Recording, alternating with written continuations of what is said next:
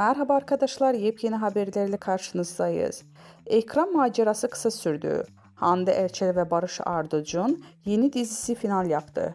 Başrollerini Barış Arduç ve Hande Erçel'in paylaştığı Aşk ve Gözyaşı dizisinin ekranlar macerası kısa sürdü. Hande Erçel ve Barış Arduç'un başrollerini paylaştığı ATV'nin yeni dizisi Aşk ve Gözyaşı ekranlara veda ediyor. Habere göre 7 bölümü ile final yapacak olan dizinin dün akşam aldığı düşük reytinglerde dikkat çekmişti.